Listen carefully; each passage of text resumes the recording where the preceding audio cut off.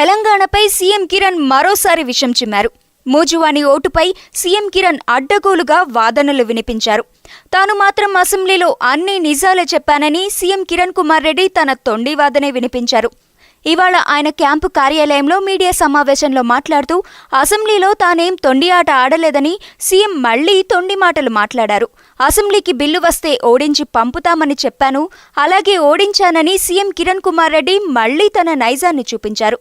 Telangana bill తప్పుల తడకగా వచ్చిందని మళ్లీ తన అహంకారం మాటలు వినిపించారు. అసెంబ్లీలో జరిగిన రోజులన్నీ కూడా ప్రతి నిమిషము కూడా మీరు ఎంతో కష్టపడి ప్రజలకు జరుగుతున్న అంశాలని తీసుకొని పోయిన దానికి మీ అందరికీ కూడా కృతజ్ఞత తెలియజేస్తున్నాను. కొందరికి ఇది ఎమోషనల్ ఇష్యూ అయినా కూడా వాస్తవాలు మాదిగా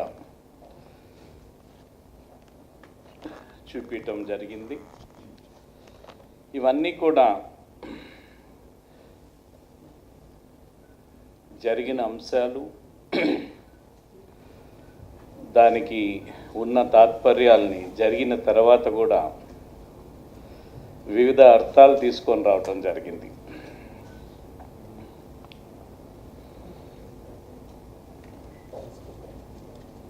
కొందరైతే మూజువాణి ఓట్ అంటే ఇది తొండి ఆట అని చెప్పారు.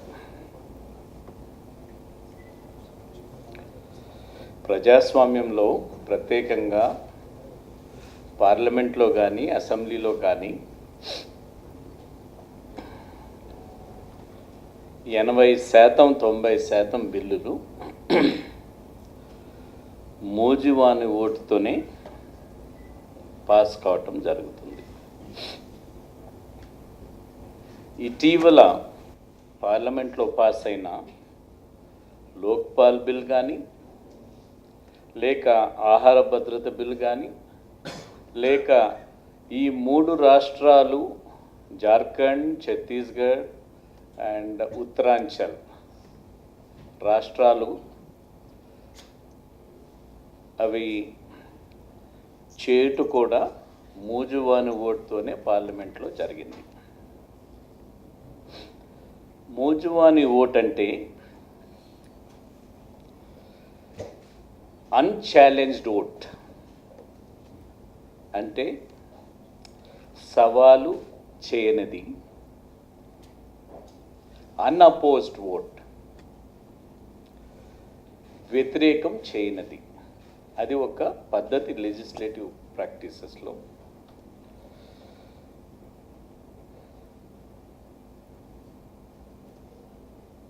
ఇవన్నీ కూడా దురదృష్టం ఏమంటే,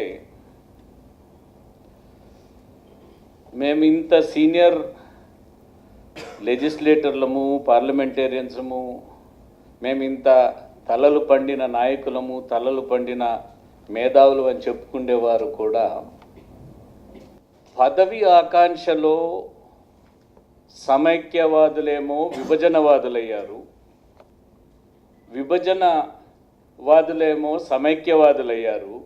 కేవలం రాజకీయ లబ్ధి కోసం, రాజకీయ లాభం కోసం వారి విధానాలు, వారి పార్టీల విధానాలు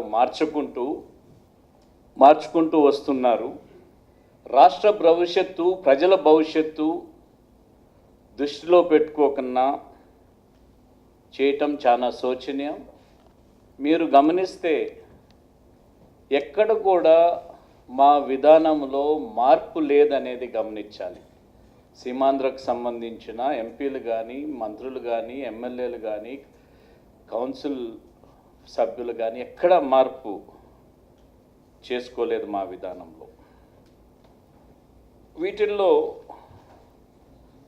తీర్మానం అనేది ఎప్పుడు కూడా అన్ని అంశాల్లో కూడా అన్ని రాష్ట్రాలు కొత్త రాష్ట్రాలు వచ్చినప్పుడు కూడా మోషన్ కానీ లేక రెజల్యూషన్ కానీ ఖచ్చితంగా పాస్ అయినాయి. వ్యూస్ అంటే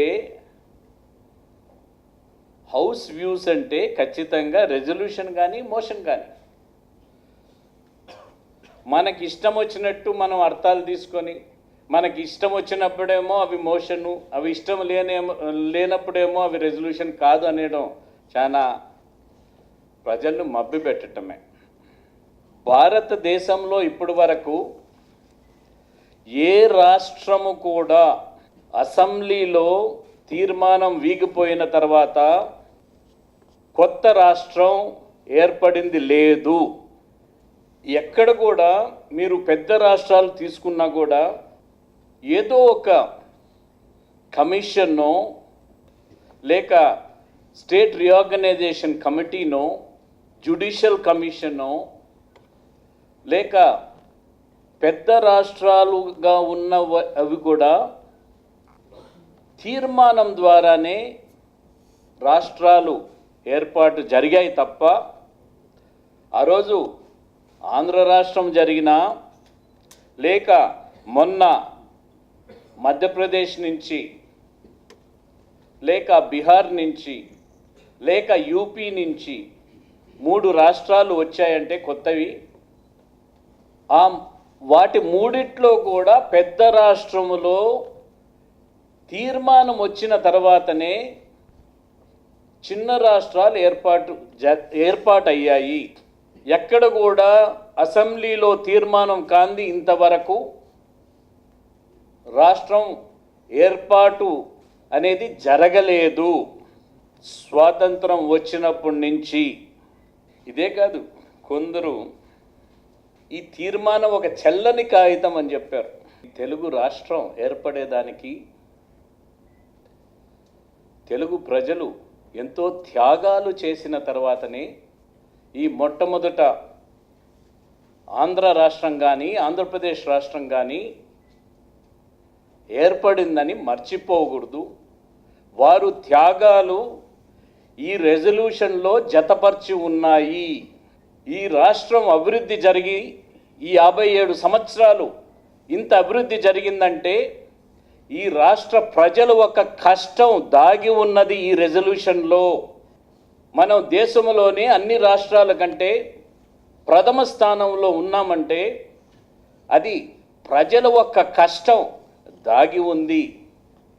ప్రజల యొక్క ఆత్మవిశ్వాసం, ప్రజల యొక్క ఆత్మాభిమానం దాగి ఉన్నాయి ఈ రెజల్యూషన్లో. ఇష్టం వచ్చినట్టు చేస్తే తెలుగు ప్రజలు సహించరని వారి ఆత్మాభిమానం దాగి ఉంది ఈ రెజల్యూషన్లో అని మర్చిపోకూడదనేది నేను అంటున్నాను. అదే కాదు, ఇది తెల్ల ఉత్త కాగితం కాదు. ఈ రెజల్యూషను, ఈ తీర్మానమే రాష్ట్రం సమైక్యంగా ఉండేదానికి బ్రహ్మహస్త్రము. స్పష్టంగా అసెంబ్లీ చర్చల్లో రాష్ట్రం విభజన జరిగితే 2 ప్రాంతాలు లేక 3 ప్రాంతాల ప్రజలకు ఏ విధంగా నష్టం జరుగుతుందో స్పష్టంగా తెలియజేయటం జరిగింది. ఒక విద్వేషాలు రెచ్చగొట్టే విధంగా ఏదైతే ఇన్ని సంవత్సరాలు జరిగిన ఏకపక్ష ప్రచారణ, దానికి భిన్నంగా వాస్తవాలన్నీ కూడా అసెంబ్లీలో స్పష్టంగా చెప్పటం జరిగింది. 56 ముందర ఏ విధంగా ఉన్నింది, 56 తర్వాత ఏ విధంగా జరిగింది, అన్ని రంగాల్లో కూడా ఏ విధంగా అభివృద్ధి జరిగిందనేది స్పష్టంగా చెప్పటం జరిగింది. నేను అడిగేది ఒక్కటే, ఇది ఉత్త తెల్ల కాగితం అయితే మా జనరల్ సెక్రటరీ 15 నిమిషాలకే ఢిల్లీలో బయట వచ్చి మాట్లాడాడు ఈ తీర్మానం జరగతాని. ఇక్కడ 10 నిమిషాల్లోనే కేసీఆర్ బయటకు వచ్చి మాట్లాడి, ఎందుకు వణుకు పుడుతున్నది మీకు, ఎందుకు భయపడుతున్నారు, ఈ రెజల్యూషన్కి ఎటువంటి సంబంధం లేదు అని అనుకుంటే మీకు ఎందుకు భయపడుతున్నారు? పార్లమెంట్లో బిల్లు రికమెండ్ చేయాల్సింది రాష్ట్రపతి, స్వయాన రాష్ట్రపతి గారే రికమెండ్ చేయాల్సిన అవసరం ఖచ్చితంగా ఉన్నది. ప్రభుత్వం చేసేది దాన్ని తీసేసి ప్రత్యేకంగా రాష్ట్రపతికి ఎందుకు పెట్టారంటే, మన రాజ్యాంగంలో రాష్ట్రాలు ఒక అభిప్రాయాలకు కూడా ప్రాధాన్యత ఇచ్చేదానికే పెట్టారనేది మర్చిపోకూడదు. పూర్తిగా రాష్ట్రపతి గారు సంతృప్తి చెందిన తర్వాతనే పార్లమెంటుకు పంపించాల్సిన అవసరం వస్తుంది. దీంట్లో రాజ్యాంగపరమైన అంశాలు లేక లీగల్ అంశాలు ఏదైనా ఉంటే ఆయనకు పూర్తి స్వేచ్ఛ, స్వాతంత్రం, ఈ సలహా తీసుకునేదానికి సుప్రీంకోర్టుకు కూడా స్పష్టంగా పంపించే అధికారం వారికి ఉన్నది. దీంట్లో నేను కోరేదంతా ఒక్కటే, ఏ విధంగా అయితే తెలుగుదేశం కానీ వైఎస్ఆర్సీపీ కానీ కలిసి వచ్చారో అసెంబ్లీలో, అదేవిధంగా రాష్ట్రం సమైక్యంగా ఉండేదానికి కలిసి రావాల్సిందిగా నేను కోరుతున్నాను. మీరు కలిసి రాష్ట్రపతిని కలిసినా సరే, లేక వేరేగా కలిసి మీ అభిప్రాయాలు చెప్పినా కూడా పర్వాలేదు. కానీ రాష్ట్రం సమైక్యంగా ఉంటే తెలుగువారి భవిష్యత్తు, యువకుల ఒక భవిష్యత్తు దీంతో ముడిపడి ఉంది. కాబట్టి ఎవరు అధికారంలో ఉన్నా, ఏ ప్రాంతం వారు అధికారంలోకి వచ్చినా, ఏ పార్టీ అధికారంలోకి వచ్చినా కూడా ఎటువంటి ఇబ్బంది లేదు. రాజకీయాల కోసం రాష్ట్రాలని విభజన చేయకూడదు. దీన్ని సమైక్యంగా ఉంచేదానికి అన్ని చర్యలు తీసుకోవాలి. నేను మళ్ళా చెప్తున్నాను, విభజన జరగాలంటే అది తెలుగు ప్రజలు నిర్ణయం మేరకు, 2 మాసాల్లో ఎలక్షన్ ఉంది, ఎలక్షన్లో నిర్ణయం తీసుకొనియండి. తెలుగు ప్రజలు, ఆంధ్రప్రదేశ్ ప్రజలు నిర్ణయం తీసుకొనియండి. ఏ విధంగా కలిసి ఉండాలా, విభజన జరగల్లా, వారికి ఏ విధంగా ఈ రాష్ట్రం కావాలని వారి నిర్ణయం మేరకే రాష్ట్రాన్ని విభజన చేయాలి, లేక కలిసి పెట్టాలి. మన రాష్ట్ర భవిష్యత్తు తెలుగు ప్రజల చేతుల్లోనే ఉండాలని కోరుకుంటున్నాను. Yes, open. ఈ రాష్ట్రాన్ని కలిసి పెట్టేదానికి, కలిసి ఉండేదానికి అందరూ తెలుగు ప్రజలు కూడా వారి నిర్ణయం వారు తీసుకోవటం జరుగుతుంది. సార్, ఇప్పటివరకు మీరు చెప్పిన దాన్ని బట్టి చూస్తే ఆర్టికల్ 3 అనే దానికి ఇంకా విలువ లేనట్టుగా మీరు మాట్లాడుతున్నారు. కరెక్ట్? ఆర్టికల్ 3 ప్రెసిడెంట్ గారే పంపిస్తారు. ఒకటి లీగల్ ఆస్పెక్ట్స్ అంతా చూసి ఆర్టికల్ 3 ప్రెసిడెంట్ గారే రికమెండ్ చేయాలి పార్లమెంట్కి. మనకు పంపించింది ప్రెసిడెంట్ గారే. న్యాయపరమైన అంశాలు, రాజకీయపరమైన అంశాలు, ఇక్కడ ఉన్న శాంతి భద్రతలు ఇవన్నీ కూడా చూసుకొని వారు రికమెండ్ చేస్తారా లేదనేది స్పష్టంగా తెలుస్తుంది. కానీ ఒక ప్రజాస్వామ్యంలో, భారతదేశ ప్రజాస్వామ్యంలో పార్లమెంటుకు ఉన్న రోలు పార్లమెంటుకు ఉంటుంది, అసెంబ్లీకి ఉన్న రోలు అసెంబ్లీకి ఉంటుంది. అసెంబ్లీ రెజల్యూషన్కు ఎంత విలువ ఉందో అది స్పష్టంగా మన రాజ్యాంగంలోనూ ఉంది. స్పష్టంగా ఒకరు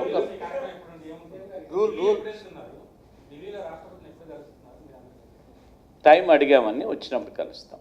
టైం 4th or 5th, 4వ తేదీ లేక 5వ తేదీ. సార్, రూల్ 77 కింద ఇచ్చిన తీర్మానాన్ని కేవలం రాష్ట్ర ప్రభుత్వానికే పంపడం జరుగుతుందని డిప్యూటీ స్పీకర్ గారు చెప్పారు సార్. దాని మీద మీ కామెంట్. రూల్ 77 కింద ఇచ్చిన తీర్మానాన్ని కేవలం తీర్మానం అనేది రీఆర్గనైజేషన్ బిల్లు పైనే తీర్మానం. నేను వేరే వాళ్ళు చెప్పిన దాంట్లోకి పోనక్కర్లేదు. తీర్మానాన్ని మూజువాని ఓటుతో అన్ఛాలెంజ్డ్గా దాన్ని తిరస్కరించబడ్డది. సార్, చర్చ అంతా ముగిసిన తర్వాత జరిగే తీర్మానానికి ఎలాంటి ప్రాధాన్యం ఉంటుంది అనేది చర్చ ముగిసి ఆల్రెడీ అది ప్రెసిడెంట్ గారికి ఈ బిల్లు తాలూకు సారాంశం మొత్తం పంపిస్తున్నామని స్పీకర్ అనౌన్స్ చేసిన తర్వాత మీరు ఇచ్చిన నోటీస్ మీద తీర్మానం జరిగింది. అది ప్రాధాన్యత ఉండదు అనేది వాళ్ళు. ఇంతవరకు భారతదేశంలో జరిగిన అన్ని తీర్మానాలు కూడా ఇదే విధంగా జరిగాయి. ఒక సబ్జెక్టు ఎప్పుడైనా తీసుకున్నప్పుడు స్పీకర్ వేరే సబ్జెక్టుకు పోయినప్పుడు ఆయన ఖచ్చితంగా అనౌన్స్ చేయాలి. నేను కూడా స్పీకర్గా పనిచేశాను. రూల్స్ వేరే సబ్జెక్టుకు పోయినప్పుడు తీర్మానం తీసుకుంటున్నామని చెప్పేటప్పుడు సబ్జెక్ట్ అన్ని అసెంబ్లీలో కూడా తీర్మానం కానీ రెజల్యూషన్ కానీ మోషన్ కానీ ఇదే విధంగా జరిగింది. ఆంధ్ర రాష్ట్రం ఏర్పడ్డప్పుడు ఈ 3 రాష్ట్రాల్లో బీహార్లో తిరస్కరించడం జరిగింది.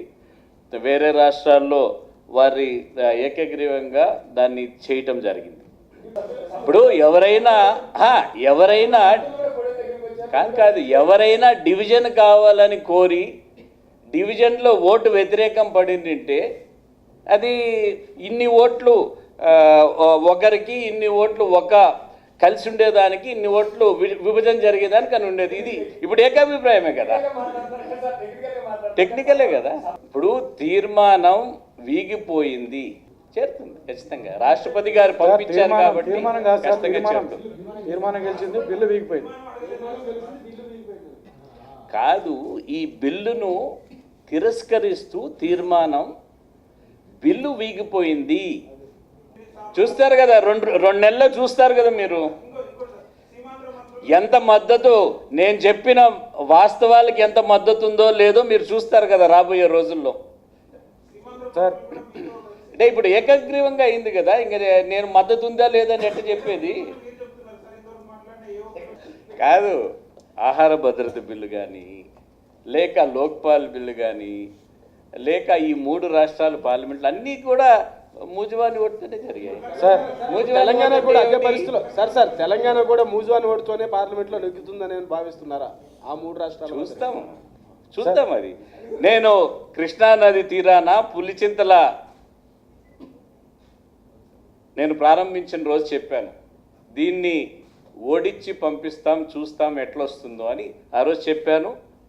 మాట నిలుపుకోవటం కూడా జరిగింది. సార్ ఇప్పుడు తెలుగు ఫినిష్ శ్రీనివాస్ గారు ఇప్పుడు డ్రామాలాడేది, మాట మార్చుకుండేది లేక ఇటువంటి పనులు కాంగ్రెస్ పార్టీలో ఉండవు. వారు ఒక నిర్ణయం తీసుకున్నారు. ఆ నిర్ణయానికి వ్యతిరేకంగానే మేము రాష్ట్ర భవిష్యత్తు, రాష్ట్ర ప్రజల ఒక భవిష్యత్తు మేరకు ఈ నిర్ణయం మేము తీసుకోవటం జరిగింది. సార్ ఇప్పుడు మేము ఉన్న సీమాంధ్రకు సంబంధించిన ఎమ్మెల్యేలు కానీ ఎమ్మెల్సీలు కానీ ఎంపీలు కానీ కేంద్ర మంత్రులు కానీ అంతా కలిసికట్టుగా మా భవిష్యత్తు కంటే రాష్ట్ర భవిష్యత్తు ముఖ్యమని తీసుకోవటం జరిగింది. ఇటువంటి డ్రామాలు ఇటువంటివి కాంగ్రెస్ పార్టీలో ఉండవు. సార్ ఇప్పుడు మీరు చెప్పిన దాని ప్రకారం అయితే ఇప్పుడు బిల్లు పార్లమెంట్కి వెళ్ళకూడదు. మీరు చెప్పిన దాని లీగల్గా కనుక శాంటిటీ కనుక వెళ్ళకూడదు అని నేను చెప్పటం లేదు. రాష్ట్రపతి గారు దీన్ని పరిగణనలోకి తీసుకుంటారు అని నాకు పూర్తి నమ్మకం ఉన్నది. రాష్ట్ర అసెంబ్లీ కౌన్సిల్ యొక్క అభిప్రాయాల్ని సవాలు చేయని అభిప్రాయాన్ని, వ్యతిరేకం చేయని అభిప్రాయాల్ని, రాష్ట్రం సమైక్యంగా ఉండాలి అని చెప్తున్న అభిప్రాయాన్ని ఖచ్చితంగా రాష్ట్రపతి గారు పరిగణనలోకి తీసుకుంటారు. చూద్దాం రాబోయే రోజుల్లో ఏమొస్తుంది.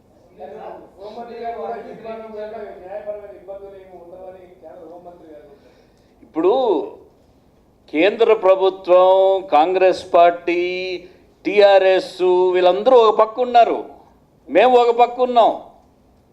చూద్దాం. ఇంకా ఉండేది మనకి 20 రోజులే కదా, 20 రోజుల్లో చూద్దాం ఏమవుతుందో చూద్దాం. పార్లమెంటుకు చేరుతుందా చేరదా?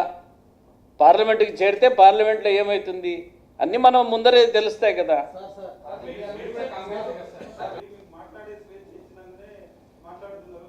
నాకు స్వేచ్ఛ ఎవరు ఇవ్వక్కర్లేదు, నాకు స్వేచ్ఛ ఉంది. కాంగ్రెస్ పార్టీలో స్వేచ్ఛ ఉంది.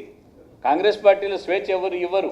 కాంగ్రెస్ పార్టీలో స్వేచ్ఛగా మా అభిప్రాయాలు చెప్పేది ఉంది కాబట్టి మేము కాంగ్రెస్ పార్టీలో ఉన్నాం. ఎవరు చెప్పారు? నేను బిల్లును ఓడించి పంపిస్తామని చెప్పాను, బిల్లును ఓడించే పంపిస్తున్నాం. వెళ్ళదని నేను అన్నానా? నువ్వు చెప్పిండే నా నోట్లో పెట్టద్దు. రాష్ట్రపతి గారు ఇక్కడ అసెంబ్లీలో కౌన్సిల్లో వీగిపోయిన బిల్లును పెడతారా లేదా అని చూద్దాం. భారతదేశ చరిత్రలో ఇది మొట్టమొదటిసారి ఒక రాష్ట్ర ప్రభుత్వం, ఒక కేంద్రం నుంచి వచ్చిన బిల్లు రాష్ట్రానికి సంబంధించి ఆర్టికల్ 3లో వీగిపోయి పోతా ఉంది. చూద్దాం. మనకు 57 సంవత్సరాల్లో ఇటువంటి జరగలేదు. మన రాజ్యాంగం ఏం చెప్తుందో, మనకు ఏం చెప్తుందో చూద్దాం. మీరు నేను రాజ్యాంగ ఎక్స్పర్ట్స్ కాదు కదా.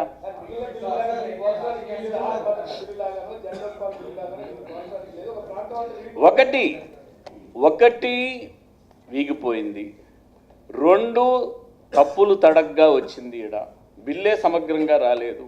ఇవన్నీ కూడా పరిగణనలోకి తీసుకుంటారా? స్పష్టంగా నేను చెప్పిన అంశం, అసెంబ్లీకు పంపించిన బిల్లు, అదే బిల్లును పూర్తిగా దాంట్లో ఉన్న అంశాలను ఏమీ లేకన్నా ఎయిమ్స్ అండ్ ఆబ్జెక్ట్స్ కానీ, లేక విభజనకు కారణాలు కానీ, లేక ఫైనాన్షియల్ మెమరాండం కానీ, ఎక్స్పెండిచర్ మెమరాండం కానీ, ఇవన్నీ లేకన్నా ఎవరికి లాభము జరుగుతుంది? ఈ బిల్లు, ఈ రాష్ట్రం విభజన జరిగితే ఎంత ఖర్చు జరుగుతుంది, ఎవరు భరించాలి, కేంద్రం ఎంత భరిస్తుంది, ఇవన్నీ చెప్పిన తర్వాత పార్లమెంట్లో పెట్టేదానికి సిద్ధంగా ఉన్న బిల్లుని మాత్రమే ఇక్కడికి పంపివ్వాలి, అభిప్రాయాలు తీసుకోవాలి.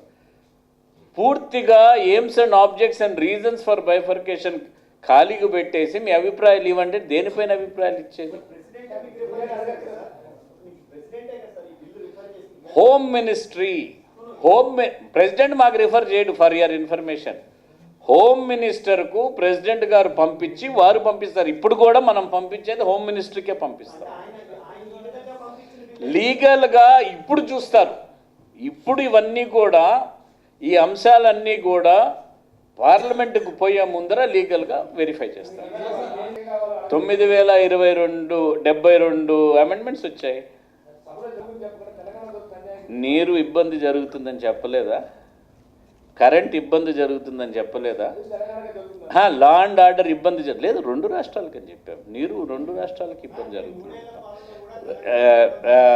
లా అండ్ ఆర్డర్ ఇబ్బంది జరుగుతుందని చెప్పలేదా?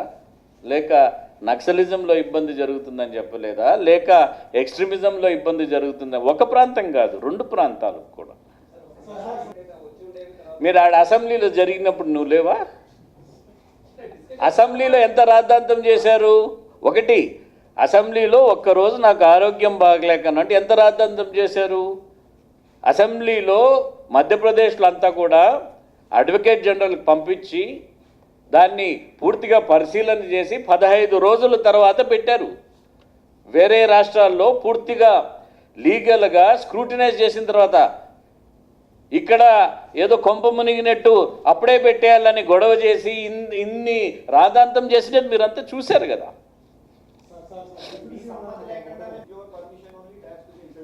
నాకు ఆరోగ్యం బాగాలేదు కదా, అందుకనే కొన్ని మార్పులు కూడా జరిగాయి కదా. అంటే మీకు లెజిస్లేటర్స్ ఎంతమంది జాబ్ రాశారు తెలుసా? కాంగ్రెస్ నుంచి, టీడీపీ నుంచి జయప్రకాష్ నారాయణ గారు అందరూ హోమ్ మినిస్ట్రీకి పంపించారు.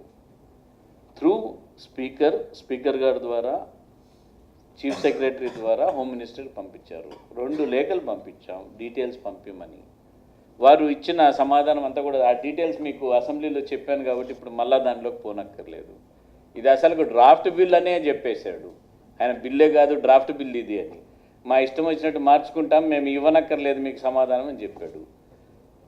సో అవన్నీ కూడా దాంట్లోకి డీటెయిల్స్లోకి పోక్కర్లేదు. అవి డీటెయిల్స్లో వాళ్ళే మన ఇది పోయినప్పుడు ఖచ్చితంగా చూసుకుంటారు వారు, ఈ డిబేట్స్ పోయినప్పుడు. చూస్తాం, లెట్ us see.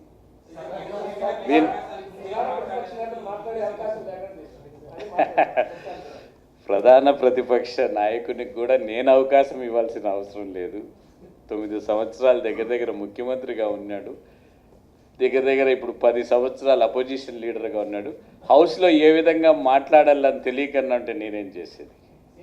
ఎప్పుడు అవకాశం ఇస్తారు అది స్పీకర్ గారు ఇవ్వాలి, ఎప్పుడు అవకాశం తీసుకునేది తెలియకన్నా అంటే నేనేం చేసేది? ఎక్కడే కూడా అభిప్రాయం ఇవ్వకూడదన్న వాళ్ళు ఇవ్వలేదు, అభిప్రాయాలు స్పష్టంగా ఇవ్వాలనుకున్న వాళ్ళు ఇచ్చాము. మార్పులు లేనివి లేక ఎవరు కొందరికి అవకాశం దొరకలేదు, కొందరు పదే వారి అభిప్రాయాలను మార్చుకున్న వారు అవకాశం వచ్చినా రానిట్లు రాకన్నా వచ్చింటే బాగుండు అన్నిట్లు చెప్తున్నారు. సరే వాళ్ళ ఇష్టం అది. ఒక 2 minutes I take English, Telugu అయిపోయింది. నేను ఎవరిపైన నేను పార్టీ గురించి ఎప్పుడైనా మాట్లాడానా? పార్టీ నాయకుల గురించి ఎప్పుడు మాట్లాడాను? నేను ఎవరిపైన కామెంట్ చేయను. వాళ్ళు ఆల్రెడీ మాట్లాడటం జరిగింది. వారు సిద్ధంగా ఉంటే నేను జాబ్ కూడా రాస్తానని చెప్పాను. వారు ఇంతవరకు సమాధానం రాలేదు. వస్తేనే ఖచ్చితంగా వారిని కూడా పిలుస్తాను. ఇప్పుడు రాష్ట్రం సమైక్యంగా ఉండేదే ముఖ్యం అనుకునేవారు, చిత్తశుద్ధి ఉన్నవారు, లేక రాజకీయాల మాకు ప్రధానమని, లేక రాజకీయం కోసమే మేము సమైక్యం కోరుతున్నాం అనే వారికి నేనేం చేయలేను.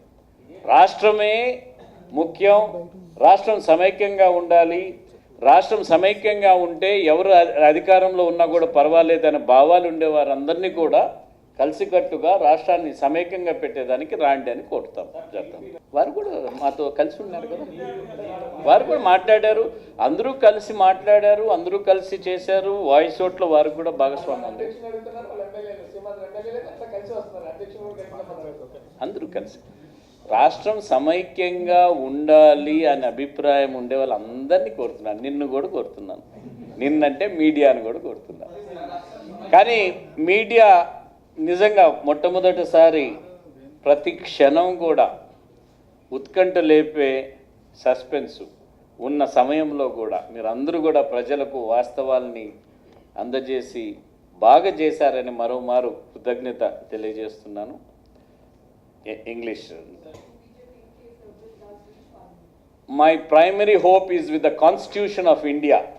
The Constitution of India will uphold what are the provisions in it, and the weightage which is given to the value of the states' legislatures will be upheld by our Constitution. I am not saying may not happen, will not happen, should not happen.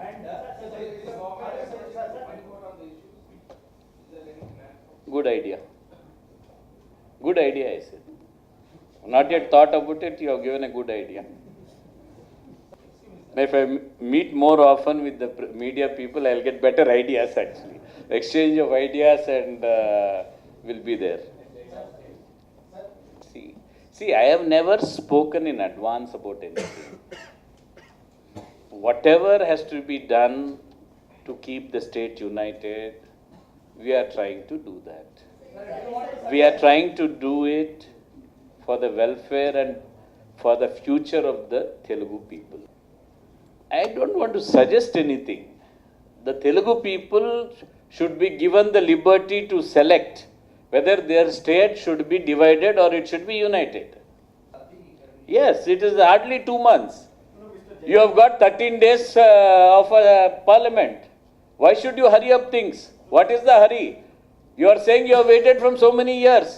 You can wait for some more days. Let the election be over. Let there be a new mandate. Let the governments in Delhi and governments here decide what they want, what the state requires. Why should we hurry up things?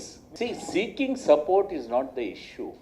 What is the will of the people of this state is what we are talking of.